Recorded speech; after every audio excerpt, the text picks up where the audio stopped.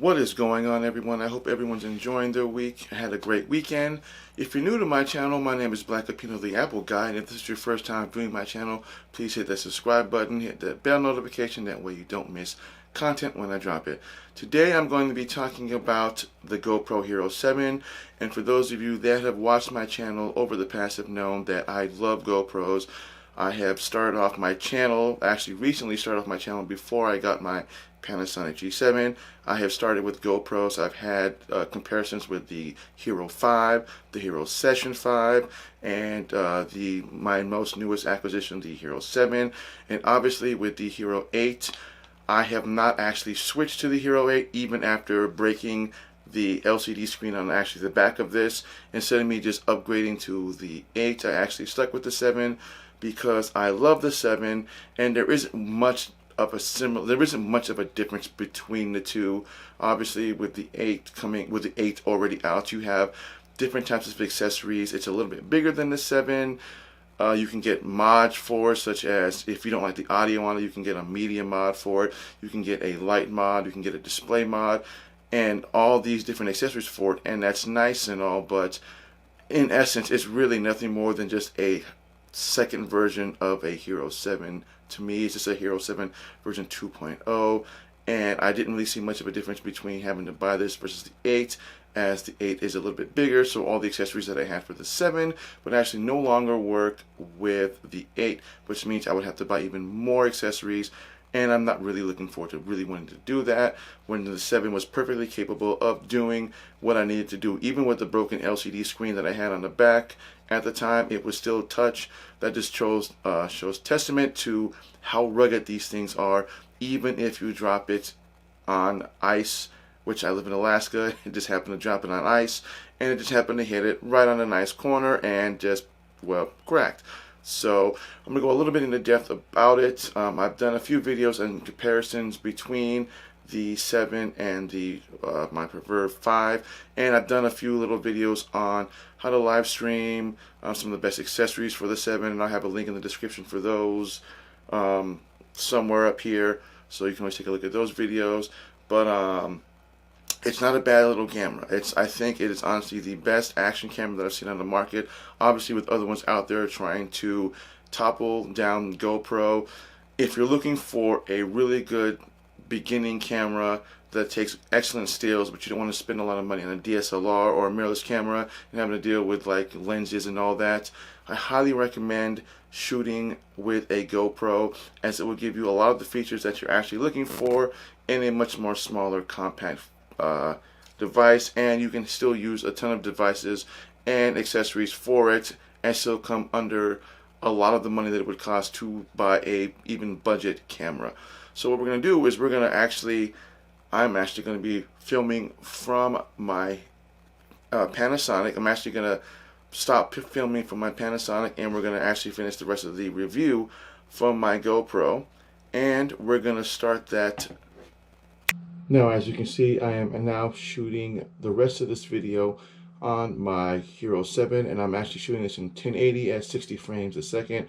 You can have the ability to do up to 4K at 60 frames, and it does have the familiar hyper smooth stability, which basically means that unlike previous GoPros, if you wanted to use it in a more of a vlogging setting, you didn't have to worry about, actually should I say, you actually would have to worry about a lot of shaky footage when you're holding it, especially if you had it on a tripod and you walk around. You would notice a subtle juddering, and it just kind of became more of an issue for a lot of people, so people were complaining about it. So GoPro, when they made the Hero 7, they introduced what was known as the hyper smooth stability, which basically means that it kind of gave it a gimbal-like feature when you're shooting your videos, and it's actually applied to pretty much almost all resolutions except for when you got into the higher frame rate. So say you want to shoot at say 1080 at say 120 or 240, it was not supported at 240, and there was no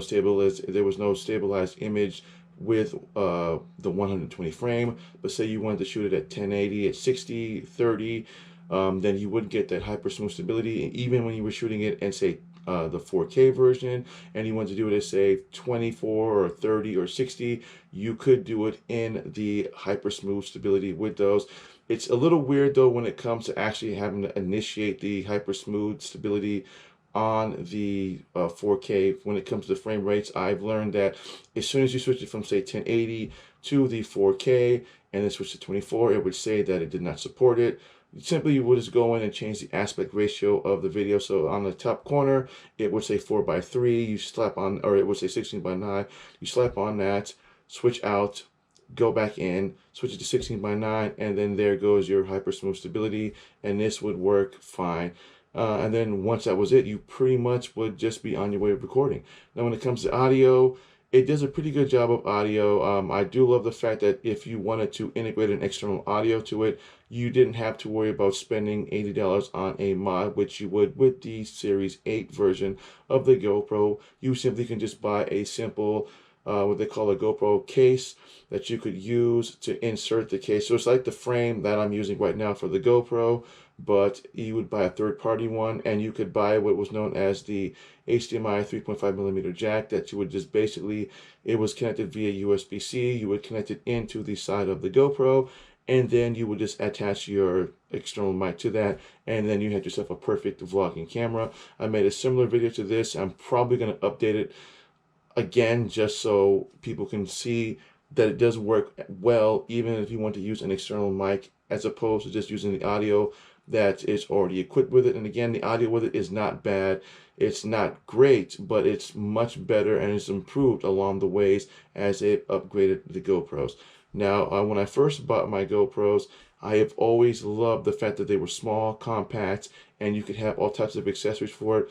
Right now, I have this sitting on a kind of a tripod mount that I have for my DSLR, and you can simply just insert this on a little pod that they all come with, and it has a little 1/4 screw that you can literally screw in to a tripod and have it mounted in any various ways, as well as I've actually had it on a suction cup that you can buy and will work with pretty much any GoPro out there, and you can suction mount it on anything that you want. I've had it on my car, I've had it on my windshield when I do my vlogs inside my vehicle. I've actually had it mounted, and there's just a plethora of different things that you can do with this GoPro.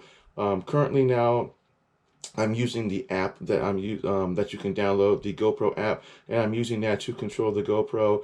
In some ways, that's actually a good thing, because with the app, it allows you to do pretty much unlimited things you want. If you want to switch it from a certain resolution, say you want to shoot it from 1080 to say 4K or 2.7K, you simply just go into the app, switch it from there, hit the record button, and then boom. It literally shows you, it's kind of like a second screen on top of the screen that you're looking at, so you can always see if you're in focus or if you want it in a much wider view. Currently, right now, I have it set in linear, so basically that means it's more of a focused view on me, and depending on the resolution and the frames per second that you're putting it in, you could put it in wide, which gives you a little bit more broader view, or super wide, which gives you kind of like an open scale background of the scenery behind you and everything. And that's for usage like, say you're doing a lot of hiking and you want to get some mountain scenes in, or just you're on the beach, or if you're somewhere that you want to get that kind of more open view of what's behind you so everybody can see that. You can do that with the app. So it's an extremely versatile device. I highly recommend it. If you're looking for something that you want to start, again, it's rugged. You can literally, I have a GoPro backpack that I actually bought that you can actually attach this to. There's a mount that you can put it on. It's a chest mount that I've never really used much. I prefer the side mount that you can put it on. And the fact that it has the hyper smooth stability, it allows you to literally wear it on your backpack as you're walking, and it virtually eliminates all that shaking that you have. It's a very well put together device. And again, obviously, with the 8 out, I could have switched from the 7 to the 8. It is a lot bigger, so therefore any of the accessories that I have for the 7 really wouldn't work with the 8, and I didn't really want to go through the whole process of buying all that again. The 7 is still a perfect choice, and the fact that it's cheaper now than when it was when it came out. So basically, it's the same price when it came out as the 8. So when the 8 came out, $399, so what's the 7? Now you can buy the Hero 7 at a much cheaper price. Costco's has them. You can buy it in a bundle for about 320 bucks. It comes with the Hero itself, a micro SD card. It comes with a floating handle, as well as a head strap and a kind of a accessory that you can slide up under your baseball cap if you wear it backwards, and you can have it mounted on your head. I've never really found those very useful, but again, it's there. It comes with the kit and it's about 120 bucks. Best Buy has them for pretty cheap as well. So if you're looking for a pretty good, decent GoPro, but you don't want to spend a lot of money on the 8, and again, with the reviews out there, from what I've seen, there is not much difference between the 7 and the 8 aside from size and a little bit more added features. But aside from that, the 7 is just as capable as the 8. So if you find this video useful, again, my name is Black Apino the Apple Guy. I want to thank you for watching. If you want to see more of these videos, please hit that like notification, as I do drop content every other Thursday. With this being a holiday, when the time you see this, I've actually edited this on a Monday. It'll probably be out that Monday or Tuesday morning, and then I'll have another video out that Thursday. So again, I want to thank everybody for watching, and I want to thank everybody. Have a great President's Day, and I will see you all in the next video.